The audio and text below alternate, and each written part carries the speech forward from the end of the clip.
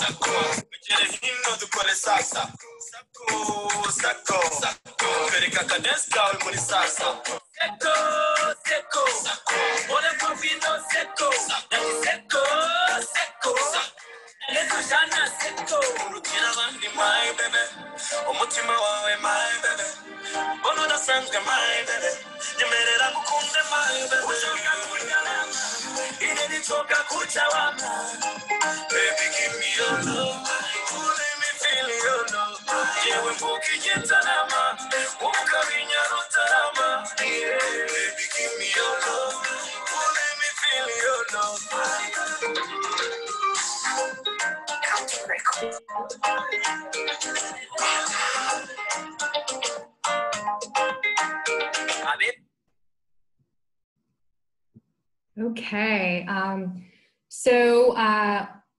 while more folks joined our virtual innovation spotlight, you know, I figure we should just get this a show on the road. First, I just want to thank all of our friends and partners from across the world for joining the Softy Partnership's Virtual Innovation Spotlight. As many of you know, we have done a series of these spotlights for the past couple of months to highlight digital and health tech solutions that we believe can help mitigate interruptions in TV services during COVID-19, but also help move the health systems and care models in the TV affected countries to become more virtual, integrated, and on demand. Today's event will focus on Keheala and a mobile phone-based behavioral intervention to empower and enable self-reliant communities and health systems resiliency for TB and HIV during COVID-19. For those who do not know me, my name is Jackie Ha, and I am the head of the External Affairs and Strategic Initiatives team at the Stop TB Partnership. Before we dive into the program, let me start off with a few housekeeping matters. One, the Virtual Innovation Spotlight is being recorded and will be made available on the Stop TB Partnership's website in the coming weeks. Two, during the presentation, other than the speakers, please keep yourself muted and your video function turned off. This is simply to minimize any background noise or bandwidth disruptions during the presentation. Three, during the Q&A session, please use the raise hand function to request the floor to ask your question. We really believe that it is critical to keep on strengthening the feedback loop between the innovators, the countries, the communities, and the people that we serve. And while I can actually read off questions from the chat box, we have learned that it is always best and more interactive for the people to ask and answer the questions directly. Four, before you ask your question, please provide your name and affiliation. This is more to get to know each other, to become friends and see how we can actually work together going forward. Okay, now this is a cheesy part of the Virtual Innovation Spotlight, but it is one of my favorite parts of the session. It is time for our famous pub quiz night portion of the program. As some of you know who have joined our spotlights before, prior to COVID-19, I used to actually go to pubs here in Geneva during quiz nights because I used to love Jeopardy when I was a kid, and I'm actually pretty good at it, to be honest. Anyway, so I've been integrating this kind of a pub quiz night question in our Virtual Innovation Spotlights. We have learned that it is actually quite interesting. We always learn something new. So with that said, the question for today is, when was the first time a successful medicine to treat Mycobacterium tuberculosis discovered and used? Was it A, in the 1980s, B, in the 1920s, C, in the 1940s, or D, in the 1960s? So I'm going to give folks 30 seconds or so to note their answers in the chat box, and please participate. Wow, I'm impressed. I'm impressed. Okay, come on. Oh, wow, wow. I'm impressed. Okay, so anyone else, last chance to put in your answer. Okay, so Sahu, can you do us the honor and tell us which is the correct answer, and maybe why this question is a bit tricky but an interesting one? Thank you, Jackie. I'm Sahu from Stop TB. Jackie asked me to answer this question for all of you. So it's interesting. My first reaction to this question was, this is not connected with the topic, but it is connected with TB and focuses our attention to TB. I think some people may think that this is like if you ask people on an aircraft, when was the jet engine discovered? It's something like that. It's interesting, but it will also maybe make people curious. Some people may be amused, and some people may pay attention so that Jackie doesn't ask another question at the end of the webinar. I don't know about that, but so let me try. So I saw many responses here. Many of them are correct. Many people opted for C, which is 1940s, and that's the correct answer. If you all have looked at TB, it is a disease which has been here for thousands of years.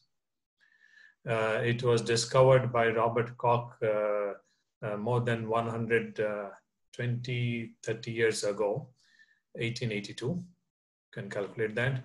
But the treatment was very much based on, a concept of, in the early 90s was the concept of sanatorium, good air, good nutrition, and people used to self-cure, some of them.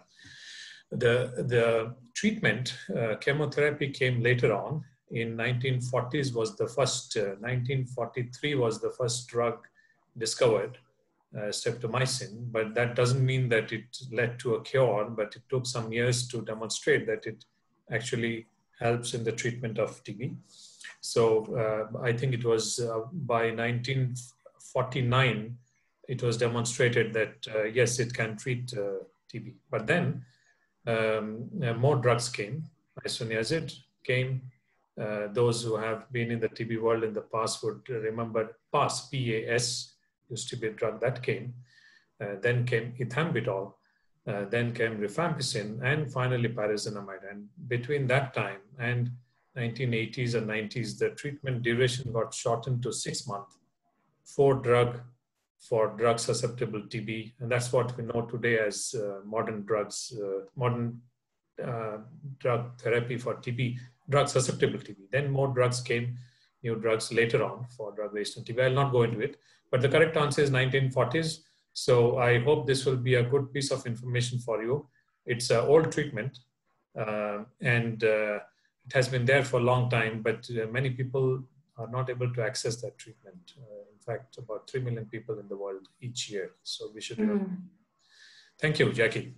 No, thank you so much, Sahu. And even though I work at the SOPT partnership, I feel like I learn new things every day about TB. I don't know if that says something bad about me, but it's obviously a very complicated disease and situation. And, thank you so much for Sahu. When this question was raised, I didn't realize it was so complex, to be honest. So before I give the floor to John, one of the things I do want to emphasize about why these virtual innovation spotlights are so important, particularly in the backdrop of COVID-19, but as well as the fact that countries are going through their global funds, emergency fund requests for COVID-19 to ensure that TB services are not interrupted, but as well as the fact that they are going through their next allocation cycle. And we have seen these spotlights actually help socialize country programs, communities, TB affected people to become more aware of what are some of the solutions out there that they can leverage. So with that said, I am happy to introduce John Rathhauser, the CEO and founder of Keheala, to tell us more about Keheala and its solution and how it will empower and enable self-reliant communities and health systems resiliency for TB and HIV during COVID-19. So John, with that said, the floor is yours.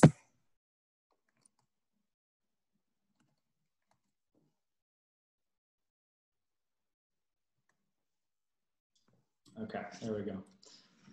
1 second. Do you want to put your presentation in slideshow? Perfect, perfect. Okay, thank you Stop TB Partnership, Jackie and Stefano for organizing this event. And thank you to our audience for being with us. My name is John Rathhauser. I'm the CEO and founder of Keheala. We're a digital health platform that delivers powerful behavioral interventions across basic feature phones in order to improve healthcare access and treatment outcomes. Before we really get into it, I do just want to add one additional note, which is that Keheala is a multi-disease platform. So if I use the word patient, I do mean it in the broadest sense. So thank you for that understanding. I want to start today with a discussion about behavior change. What is it? It's spoken about frequently and means a lot of different things to different people. Over the past 20 years, there's been an explosion of research in the social sciences that has shown us how small changes to a decision-making environment can lead to big changes in behavior. These interventions are often referred to as nudges. My goal today is to share with you a few concrete examples of behavior change principles from outside of the TB context, to look at how Keheala is applying them to global public health, and then opportunities COVID-19 presents for TB care. For my first example, we're going to look at organ donation. In many countries, when you're getting your driver's license, it is common to ask whether or not you'd like to be an organ donor. The question itself is not complex, but there is variation in how it's delivered. The countries on the left use an opt-in architecture, where the default is that you are not an organ donor and you have to choose to be one. The countries on the right have the opposite, an opt-out architecture, where the default is you are an organ donor and you have to choose not to participate. Opt-in countries average participation rates of 15%, whereas the opt-out countries average 97%. The question is the same, the information is the same. However, the difference in participation rates is huge. And importantly, this effect, it didn't cost us anything extra to achieve. Next, I want to look at energy reduction. In California, as with many places in the world, when demand exceeds supply, the electricity will cut out. To address this issue, the energy provider in California wanted to install smart meters that could be remotely controlled to increase the temperature a degree or two at peak hours. Most people won't even notice this change, but taken across many thousands of homes, this effect can have a huge impact on preventing blackouts. The challenge, of course, is getting people to sign up for the smart meter in the first place. So a team of researchers was brought in to address this problem. Traditionally, this process was done from home using a hotline. You would call in and express that you wanted to participate. However, the researchers understood that this was a situation where people should get credit for their good deeds, as it helps others. So reputational credit, that is. The researchers here put 2 sign-up sheets in a public location in an apartment building. So imagine next to the mailboxes or by the elevators in an apartment building. One version was observable with name and apartment number. The other used a non-identifiable code, removing that observability component. Increasing observability led to approximately a 6% increase in signups. When you make someone's actions observable, they're more likely to do the expected action. This change, again, didn't cost anything extra to implement, but it gets even more interesting. An additional layer to the experiment varied whether individuals received a letter with pro-social framing on the left versus a more standard letter on the right. So on the left-hand example, you can see number 1, an aspirational photo at the top. You have the power to make a difference. That's motivating. And then in the letter, it talks about, where is it? The power is in your hands. So that's sort of pro-social messaging.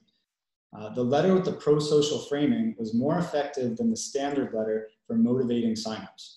However, when it was combined with the observable signup sheets, participation rates increased 7-fold. The effect was equivalent to paying a control group $174 to switch their meter. This example highlights how principles can behave differently when used independently or together. This is what Keheala specializes in, carefully designing behavior change interventions in ways that maximize participation. Tuberculosis is a pretty interesting example in this regard. As we learned in our trivia question, there is a cure. It works pretty well. We've had it for about 70 years, and yet TB remains the most deadly infectious disease in the world today. Just like energy conservation, there's a public good component to it that patients ought to be recognized for. TB is not alone in this regard. The 4 use cases listed here either have a cure, can be prevented, or have effective treatment. And still, millions of people die every year from these challenges. A series of non-medical drivers of disease make it difficult for individuals to do the right thing and take their medication, show up for a screening or an appointment. Access to care can sometimes be a challenge. Not only is there a facility nearby, but do they offer the needed services? Powerful community stigmas, outcast individuals who travel to the next closest clinic so that people they know don't see them going in and out. Burdensome treatment protocols make it difficult for patients to choose. Do I go to work to make money and feed my family, or do I go to the health facility to follow the protocol? A general lack of information, motivation, and support often surrounds these patients. And to make it all worse, healthcare systems often lack either the resources or the expertise to address some of these challenges that exist outside of the health facility. They're in the home and they're in the community. Importantly, the problem is not medical, it's behavioral. Keheala leverages the principles from the social sciences to combat these non-medical drivers of disease. Keheala extends the reach of the healthcare system to directly empower patients. Across basic feature phones or smartphones, patients access disease management tools that make it easier to be a patient. Things like a reminder to take your medication, access to disease information, the ability to remotely self-verify your adherence so you don't have to go to the clinic each day. No one around you needs to know that you're a patient, but the healthcare system can still follow along. We connect patients with non-stigmatizing supporters who are familiar with the challenges of the disease. They follow up with a dialogue of support or problem solving as necessary. Healthcare providers can access data and analytics to better focus their limited resources on those who need it most. All of this is accessible by basic feature phone or smartphone without download or data. So this is not an app. It doesn't need to be downloaded, as we said, and it works on all phones. The technology is called USSD, Unstructured Supplementary Service Data. And then, of course, our intervention was designed from the ground up with these behavioral principles in mind. And I'll tell you a bit more about that. Overall, our approach seeks to reduce barriers, enhance incentives, and empower individuals to make the best decisions all by themselves. To accomplish this, we pull from the teachings of various disciplines. We focus on adherence as a contribution to the public good, as with the energy conservation example we gave before. Patients aren't victims. We're empowering them as guardians of their community. Motivational messages remind them of their contributions to the public good. Historically, others have sent text message reminders. The problem is plausible deniability. You could ignore it. You could forget it. We designed our platform to eliminate this plausible deniability altogether and also more closely resemble the World Health Organization's DOT protocol. These are just a few examples, but every single interaction individuals have with us is specifically designed around these principles to motivate specific behaviors. Now, this isn't just a technology solution.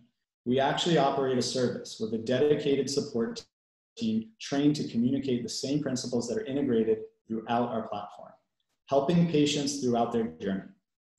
This approach really works, and I know that because we tested it. In a 1,200 patient randomized controlled trial, individuals affected by TB using our intervention achieved a 96% treatment success rate, or a 68% reduction in the unsuccessful outcomes. That's really important to understand. We looked not just at improved adherence, but whether Keheala is actually leading to better health.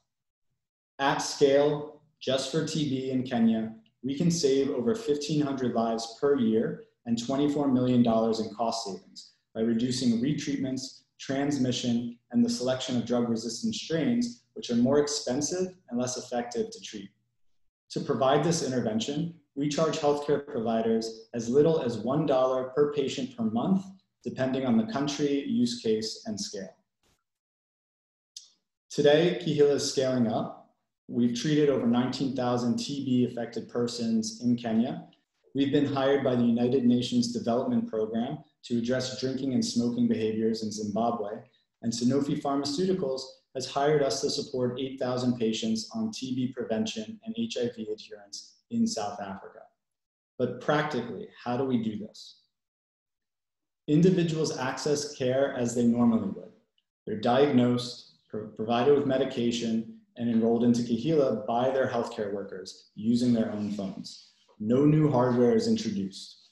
When the patient goes home, support and motivation follows them there. Our approach is complementary to existing healthcare systems with the flexibility to integrate or stand alone. We train supervisors who visit their health facilities as usual and enroll their healthcare workers. Keheala then alleviates many of the patient follow-up responsibilities from the healthcare worker. And healthcare workers love Keheala. A recent survey in Kenya showed that every healthcare worker saved time in their week by using Keheala. 1/3 of respondents said it saved them more than 1 day of work per week. In total, the time we saved is equivalent to hiring 114 additional full-time healthcare workers. We achieved this with a team of 7. Think about that. What other intervention can you implement with that kind of immediate impact?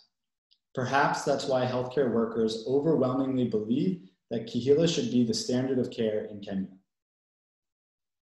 Keheala is well recognized for its approach, with publication in the top medical journal in the world, the New England Journal of Medicine, the New York Times, and World Economic Forum, to name a few. And we're just getting started. The unique data we generate goes beyond their health record and treatment verification. By including more granular patient behaviors, we are able to optimize care. We can predict who will succeed or who will fail on their treatment 6 months later, and who will take their medication next week with 90% accuracy. This will allow us to differentiate care models and tailor responses to the individual. We know that adherence to treatment is only one behavioral gap in the patient care cascade. Many individuals are never screened for disease. They don't make it to a diagnostic test. Once diagnosed, they don't come back to start treatment. Keheala is leveraging our behavioral expertise to address these behavioral gaps as well. COVID-19 has highlighted the need for Keheala. Rates of TB are expected to increase while outcomes are likely to worsen. Throughout COVID-19, Keheala has continued to provide uninterrupted support to our patients. We are increasing patient self-reliance away from health facilities. The effect of that is to increase healthcare system resiliency, making our healthcare system resources more dynamic and responsive to medical emergencies like COVID-19. Interruptions to long-term programming and investments can therefore be avoided. Beyond Keheala, COVID-19 presents many behavior change opportunities for the TB community. I'd like to highlight a few that I see. Number 1, mask wearing is all of a sudden commonplace. We can leverage this destigmatization for TB care. Lung health is in the news 24/7. How do we take advantage of this opportunity for TB? Young people are having their lives changed because of public health and can be inspired towards paths of innovation in public health.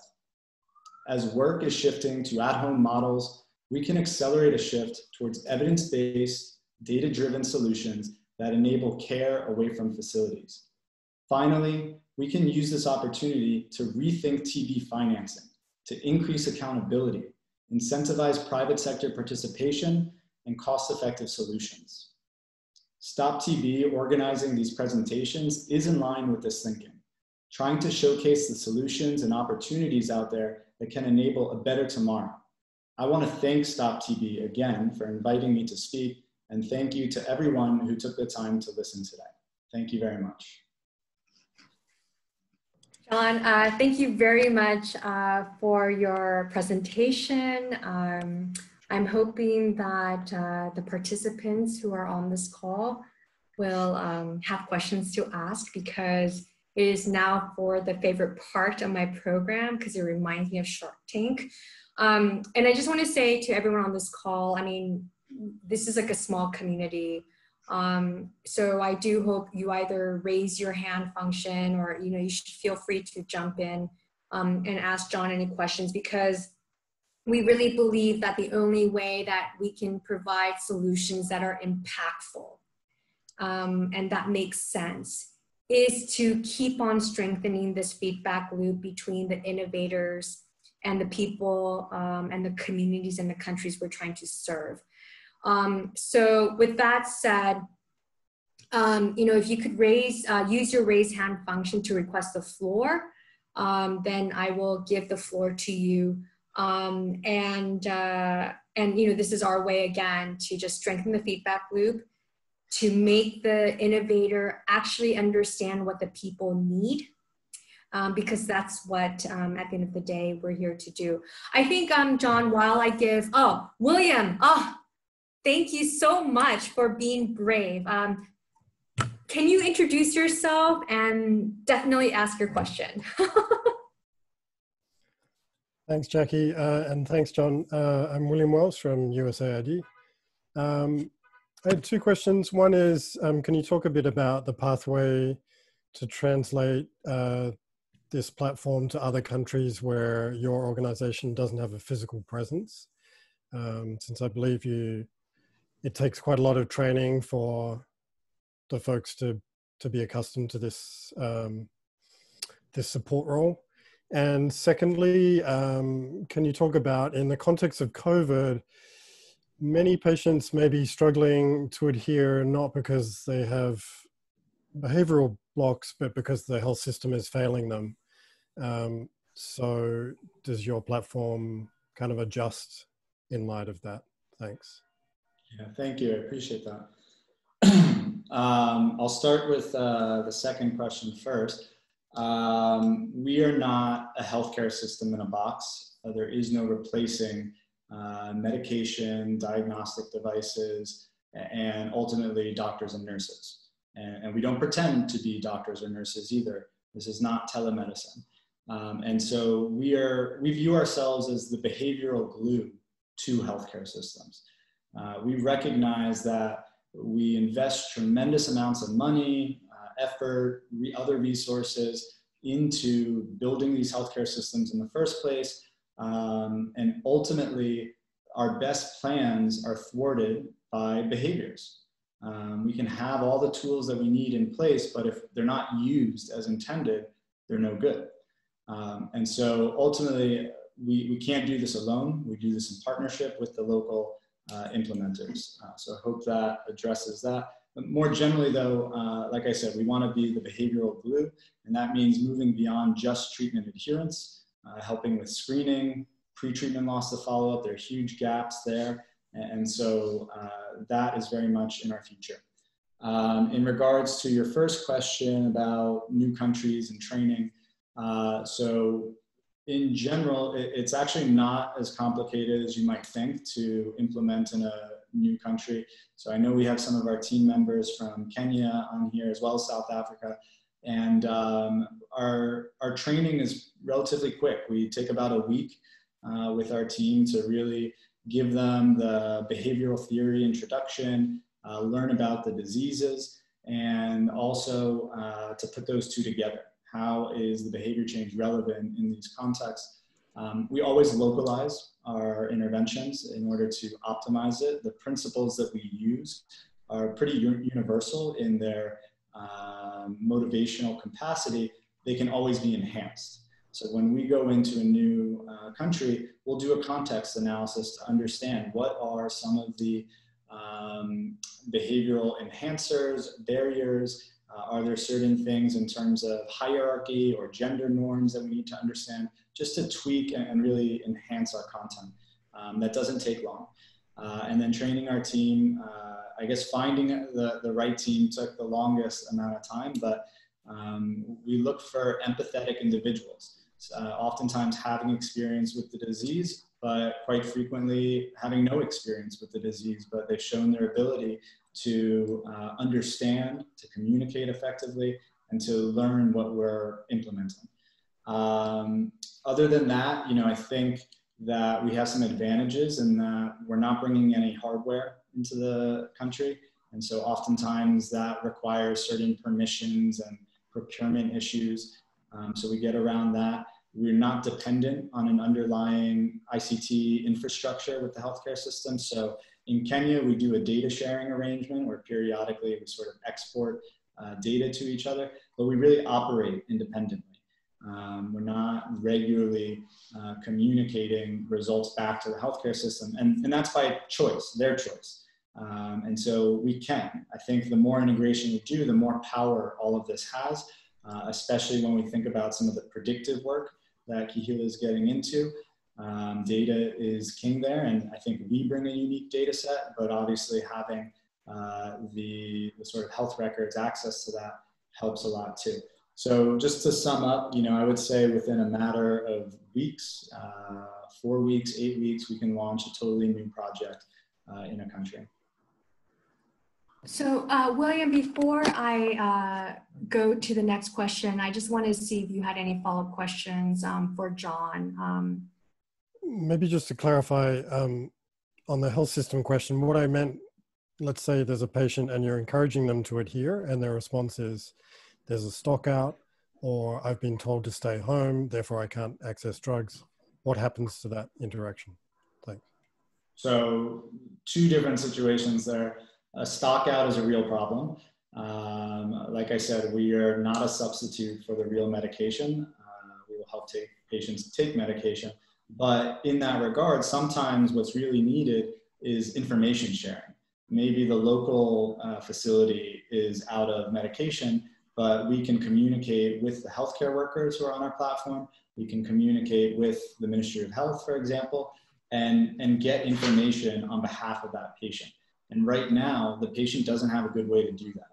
They have to go to their local facility just to learn that the facility's closed or that there's no medication there. And so we can be a bridge with the healthcare system, and similarly, we can communicate bottlenecks back to the healthcare system so that they can make the changes they need to be better. In terms of a stay-at-home order, we can navigate that with the patient. We learn the local guidelines as far as what's being promoted, and we can communicate that onward. Oftentimes, guidelines are unclear, right? I think that's something we've all sort of experienced with COVID-19. Are you allowed out? Are you not? Do I have to wear a mask? What kind of distance? Things like that. Health guidelines are often not clear, and so we can help a patient understand them, number one, and ultimately think through the challenge. Like if they need medication, we're going to work with them to figure out how to solve that. Either urge them to continue on and go to the facility, or work with the healthcare system to find an alternative. Okay, great. Thanks, John. And I think if there are, William, obviously, anything we can do to answer any further clarification questions, we're happy to either facilitate or obviously, you should also feel free to reach out to John. But I think I want to go to Mary Francis. Mary, I don't know if you are able to actually unmute yourself and ask your question directly.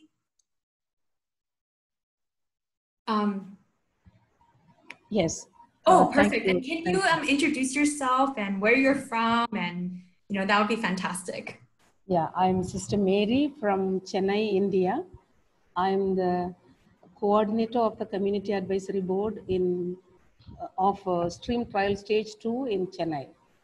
Yeah, my question to you is whether this application will be useful for research context.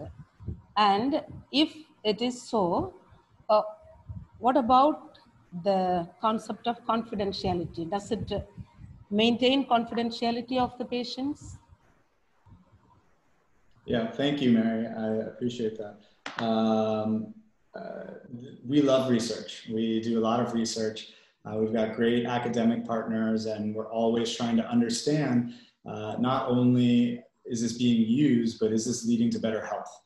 And that's really, really core to us. If it's not ultimately leading to better health outcomes, we ask ourselves, why should we do it? So research is core, and generating that rigorous evidence that we are having a positive impact is something we do regularly. Our platform has the ability to randomize patients into different interventions, can be Keheala versus control, or another intervention that we create. We can export data related to that research. So definitely this is a research-friendly platform.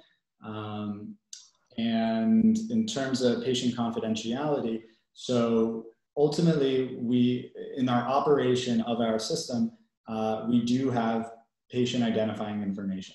And that's important. This is like a relationship that we're developing with the individual. We want to address them by their name. Calling someone by their name matters. And so we do have patient identifying information in our operational platform. In terms of research, I think you were asking about, we anonymize the data. We never export data that has personal identifying information in it to anyone that's not a part of like our research team. And by the way, if we're doing research, it's of course approved research and patients will have consented to participate. So our studies have always followed those guidelines. So yeah, just to summarize, we can anonymize, we can aggregate data in order to share that more broadly. But anything with patient identifying information is only internal and used for the operation. And then after a patient finishes us, we ultimately delete their personal identifying information. Thank So, you. Mary, do you have any clarification questions or follow-up? No, thank you. It's clear. Okay. I mean, before I go to Claire, I guess, as we're talking about data, one thing I would personally like to know is whether Keheala actually requires certain kind of internet connectivity, obviously, because it is a mobile phone-based solution. And as you are rolling out the solution, if you have encountered barriers to that, what you've done. And, the other question I have is when you get questions around in-country servers versus cloud in terms of the storing of the data and the security around it, what has been your position? Thank you. In terms of internet connectivity, so this doesn't require broadband or a data package. The technology we use is unstructured supplementary service data, and that works across 2G, 3G, and up networks. So anywhere that there is network coverage, this can work. That is a limitation as well. I think that just requiring network coverage expands access beyond a data-driven application. But ultimately, we are still constrained by mobile phone access and ownership. Shared phones can also work with our intervention. But overall, we're finding that mobile phone penetration is quite high in the markets we operate in. And in fact, we probably wouldn't go into a market where mobile phone penetration or network coverage is not substantial enough. But increasingly, we see that most of our patients have access to a phone and network. In terms of in-country versus out-of-country servers, so we abide by whatever the local regulation is. And admittedly, in certain countries, data usage policies and things like that are not well defined. And so often we're holding ourselves to our own higher standard. Anything that's going to the cloud is protected, it is encrypted, it's anonymized when possible. And one other added benefit compared to say an application or even SMS interventions, using USSD, nothing sits on the phone. So if I'm a patient and I lose my phone, someone else picks it up, nobody's gonna know that I'm a TB or an HIV patient because this is on my phone. Everything is cloud-based, whether that's local or international. And that's a huge benefit when we're thinking about patient privacy and protecting patient data. Okay, no, fantastic. So Claire, Philippines is a country that we hold very close to our heart. If you are able to ask your question directly, that would be fantastic. I'm not quite sure if you're able to unmute yourself. Yes, I'm perfect, here. Claire. If you can introduce yourself, that would be great. And if you could ask a question, that would be even more fantastic. Thank you. Hello, and mabuhay. I'm from the Philippines. I'm Claire, and I work for the City Health Office in Cagayan de Oro City. That's in the second largest island, not our capital. I handle the TB program in our city. My question is, we have an existing telemedicine, but Keheala is still not is still foreign to us here in the Philippines. What is its difference between telemedicine and Keheala? Thank you. Thank you, Claire. So I don't know exactly what system you're using. So I think telemedicine also has a range of options, assuming you're talking about digital remote consultations with doctors or other healthcare professionals. We are not that. We do not pretend to be the doctor or the nurse. We do not replace the doctor or the nurse. And so nobody's getting diagnosed across our platform today. And ultimately, we work in support of the healthcare system, the doctors and the nurses. In terms of what we do, we are a behavior change digital health intervention. So whether it's taking your medication on time and correctly, or being screened for disease, showing up when you have an appointment, those are all behavioral challenges that we focus on and would like to address. And we use powerful behavior change principles from behavioral economics, psychology, in order to motivate those desirable behaviors. So I hope that answers your question. Yes, it's very clear. Thank you. I just have one follow-up question. So Keheala is basically, if I'm not mistaken, a support system for the patient. For the patient, yes. And we also enable significant benefits for the healthcare worker and the healthcare system more broadly. I presented time saving that we're enabling. So if we're not doing this patient support and follow-up, it's often a healthcare worker during their own time, their free time, perhaps using their own airtime as well to follow up with the patients. And that's amazing. Like, let's just recognize that. It's really incredible. But a doctor or a nurse might be best used focusing on real medical challenges that are in front of them in the health facility. If we can address some of the psychosocial challenges that exist away from health facilities, ultimately we can declutter health facilities. We can make sure that those who need the most attention can get it. Whereas right now we overburden healthcare workers at the facilities. So in a lot of ways, we're enabling task shifting. I think we do it in a way that is much more scalable, specialized. So I think we have benefits both for the patient as well as the healthcare system. Thank you so much. It's very interesting. Thank you. Thank you so much, Claire. And if there's anything we can do to help facilitate any more follow-up discussions, we would be very happy to do that. So with that said, I'm really happy to turn to Shirley Lim. So Shirley is with Fullerton Health. And maybe I apologize if I'm exaggerating, but Fullerton Health is the largest HMO in the Asia Pacific region. They are in 9 to 10 countries. There is, if I'm not mistaken, over 800 clinics that they operate.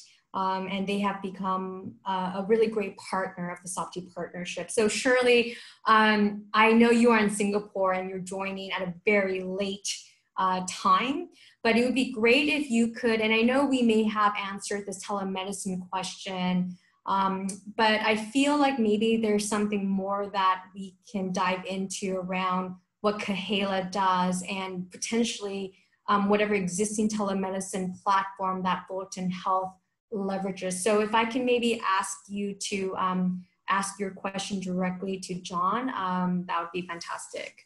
Sure. Thank you, Jackie. Thank you so much for that wonderful introduction. Hi, John.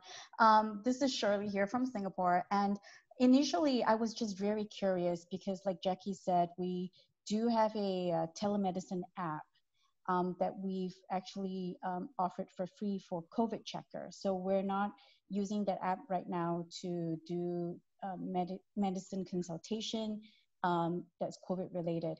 But I understand that, you know, in your platform, you're using more on behavioral changes. And I'm just wondering, how can we integrate, you know, what you're doing into our existing app?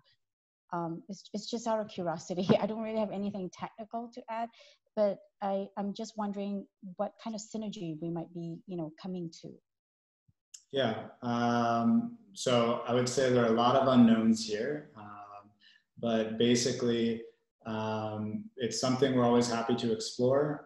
How can we work together, share data and things like that?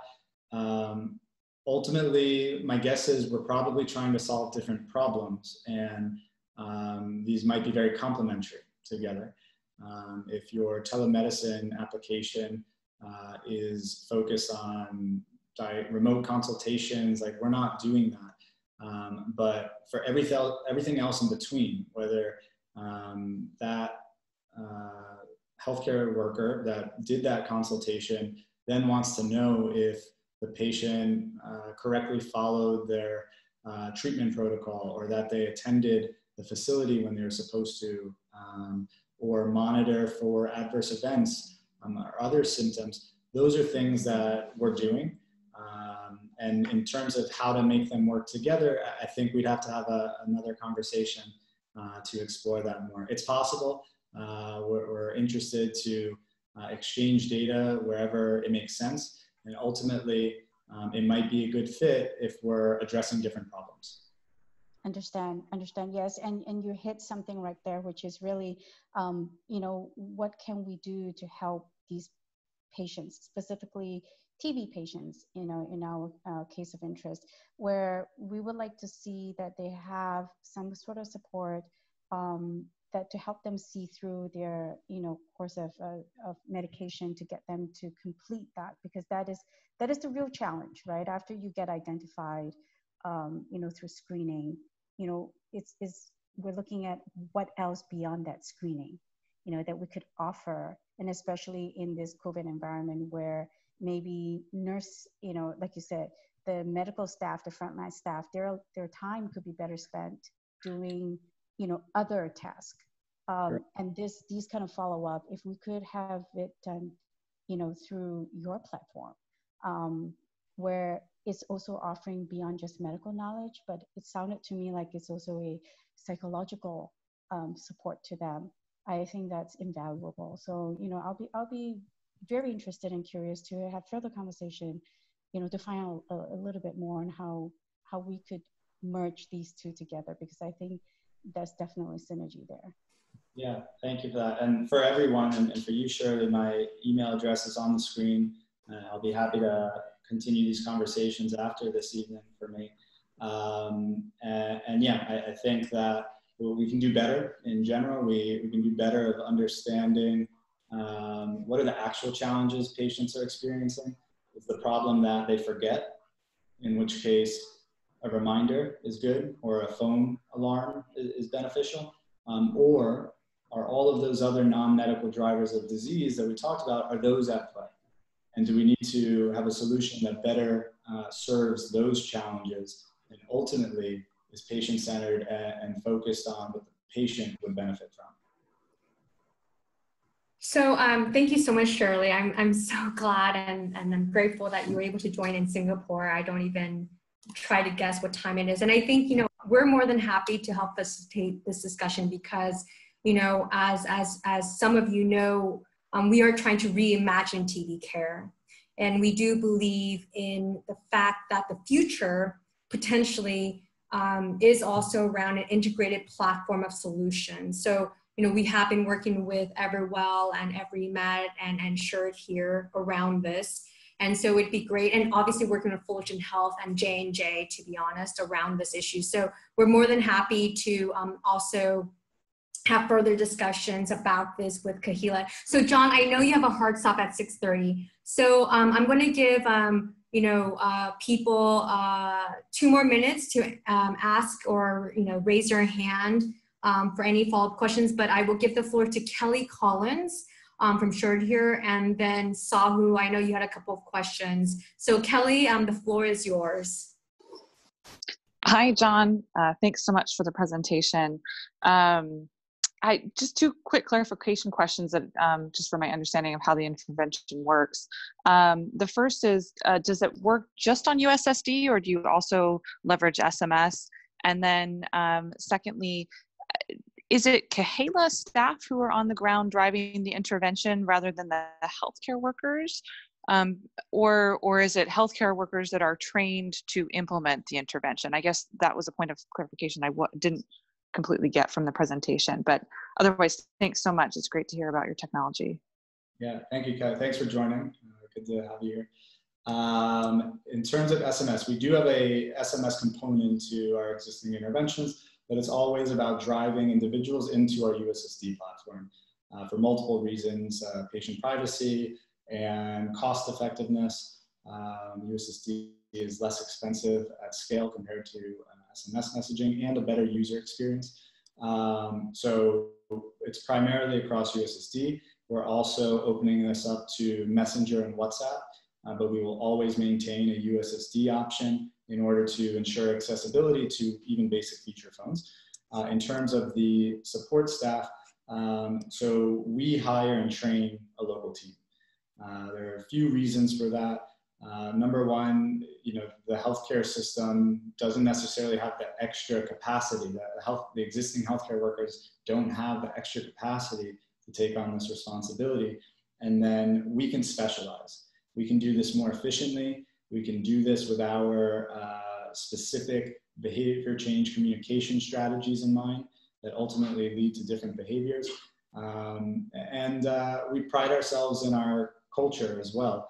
I can run a training, right? I can tell people about the behavior change strategies, but I can't control culture of a Ministry of Health. And we shouldn't underestimate that, because I know we have some of our team on the call today, and they've shared with me how not on one occasion, but on multiple occasions, they celebrate, they get up and dance when a patient who has not been engaging for a while all of a sudden verifies their treatment. So we've created a culture within our teams that ultimately motivates our team.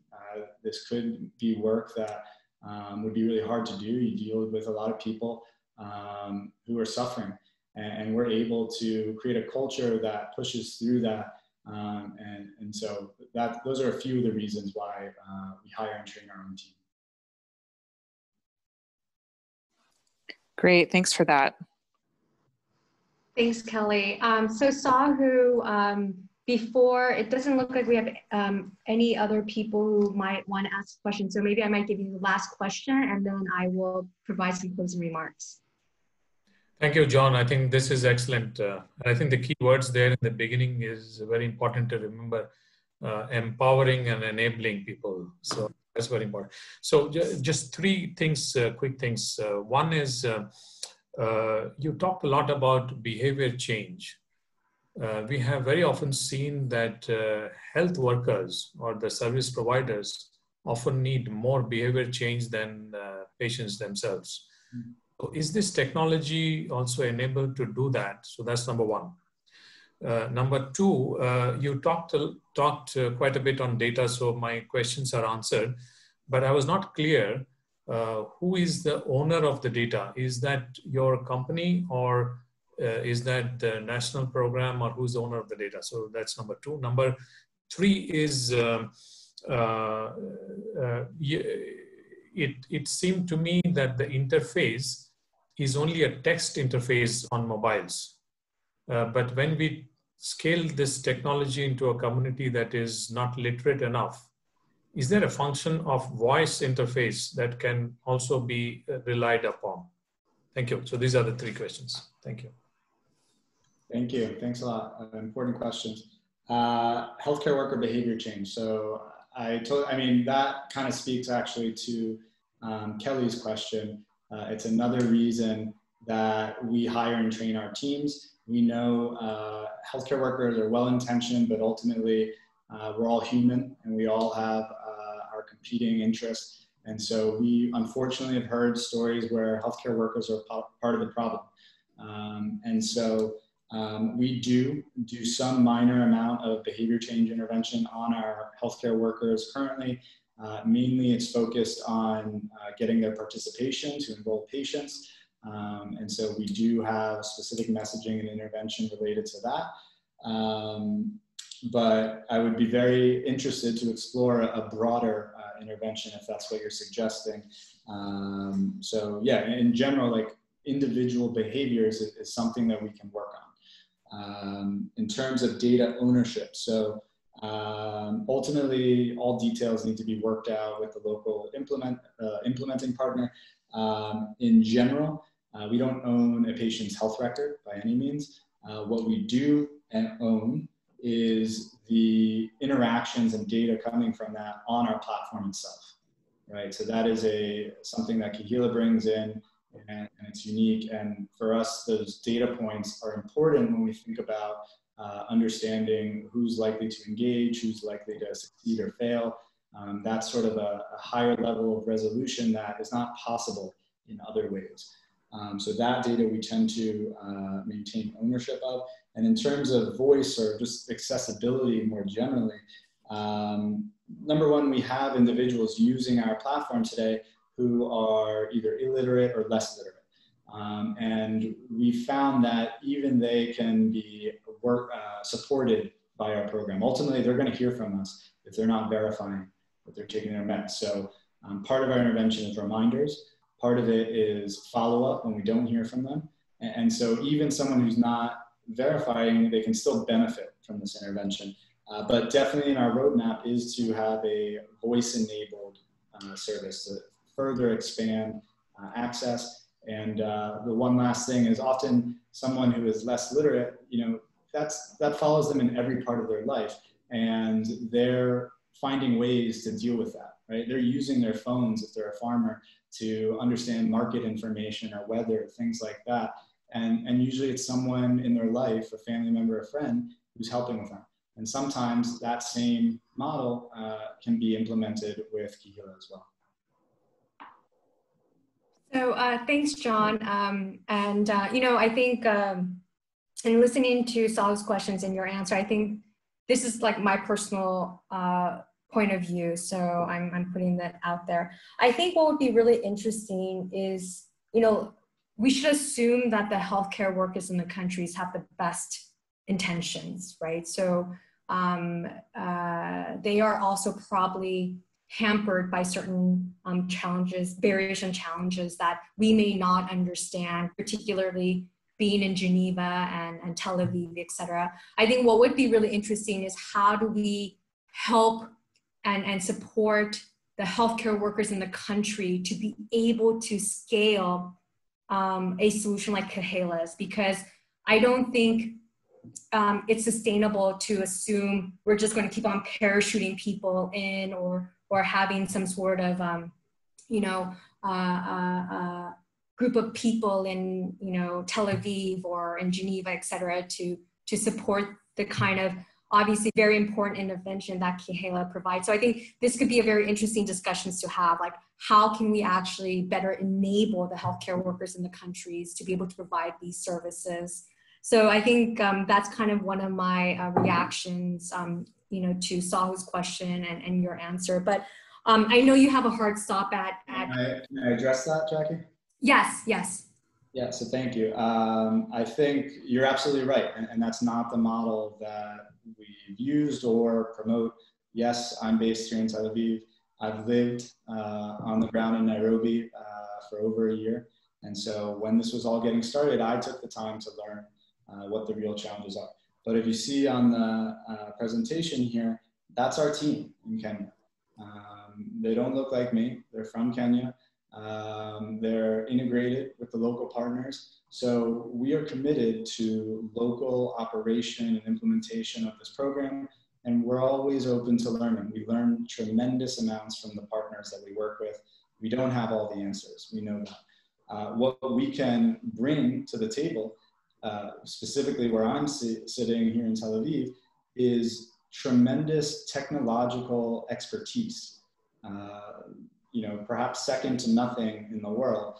There are true technologists here, and the challenges we're talking about are really significant. How do we bring powerful predictive capabilities to a basic feature phone, right? So I think that the model we've chosen has its strengths and weaknesses. Ultimately, we are very committed to local operation and implementation. No, great. No, thank you. And I mean, that's music to my ears, because I I think that is the future, and that's how we make things more sustainable. So with that said, well, first I want to thank John and everyone who has remained on the call for all their amazing presentations and questions and answers. I think before we conclude, I just want to highlight our upcoming schedule.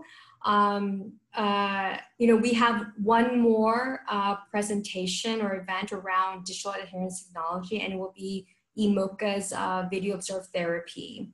And after this event, we will take a hiatus for a few weeks to revamp the VIS and spotlight other digital and health tech solutions that are a bit more upstream, because we want to get your feedback before it goes into design lock and becomes too late to really understand whether or not these solutions will be impactful and at the end of the day serve the countries, communities, and people that we are here to serve. The other thing is we want to look at how some of these solutions that are being developed for TB can be applied for other diseases that share comorbidity with TB, like diabetes. What we are finding really interesting about these digital and health tech solutions is that it can really run across both communicable and non-communicable diseases. So that's something that we want to explore and look at for the next VIS, as well as other interesting topics for TB. I think we really want to understand how can we integrate human-centered design into how services are delivered and implemented before they are, so that we actually take into consideration even in advance whether or not what we're trying to do is people-centered.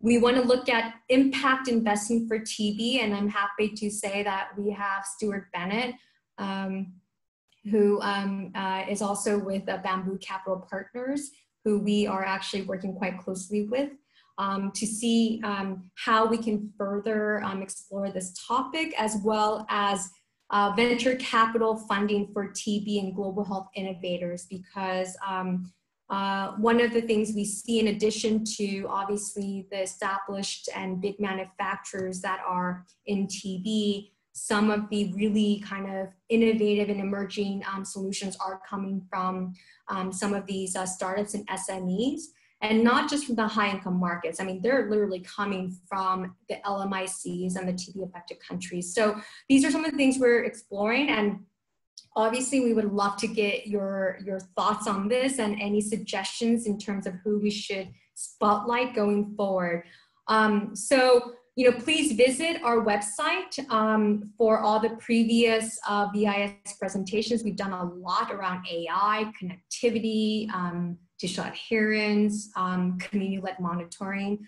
But with that said, I just want to thank everyone for joining, and please just follow us on Twitter for any other updates or events that will be coming. So with that said, thank you very much. Thank you, Jackie. Bye.